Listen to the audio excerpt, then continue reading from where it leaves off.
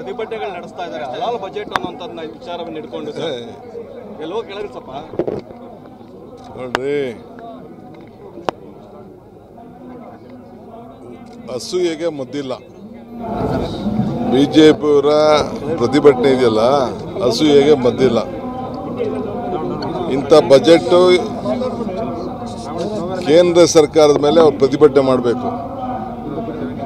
ಅವ್ರಿಗೇನಾದ್ರು ತಾಕತ್ತಿದ್ರೆ, ಅವ್ರಿಗೇನಾದ್ರು ರಾಜ್ಯದ ಬಗ್ಗೆ ಗೌರವ ಇದ್ರೆ, ಅವ್ರಿಗೆ ಸ್ವಾಭಿಮಾನ ಇದ್ರೆ ಕೇಂದ್ರ ಸರ್ಕಾರದ ವಿರುದ್ಧ ಬಜೆಟ್ ಮಾಡಬೇಕು.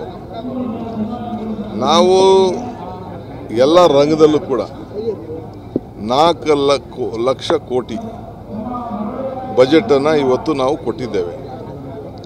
ಅವ್ರ ಕೈಲಿ ಹೃದಯ ಶ್ರೀಮಂತಿಕೆ ಇಲ್ಲ.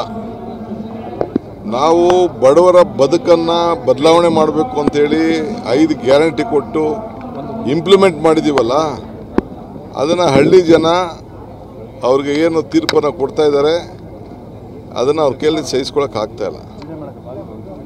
ನಾವು ಎಲ್ಲ ಸಮಾಜದವ್ರಿಗೂ ನ್ಯಾಯ ಸಿಗಲಿ ಅನ್ನೋ ದೃಷ್ಟಿಯಿಂದ ಈಗ ಕೆಲವರೆಲ್ಲ ಹೇಳ್ತಾ ಇರಲ್ಲ, ಮುಸಲ್ಮಾನರು ಎದೆಯಲ್ಲಿ ಸೀಳಿದ್ರು 3 ಅಕ್ಷರ ಇಲ್ಲ, ಪಂಚರ್ ಹಾಕೊಂಡಿರೋರು ಅಂತ ಕೆಲವರು ಹೇಳ್ತಾ ಇದ್ರು.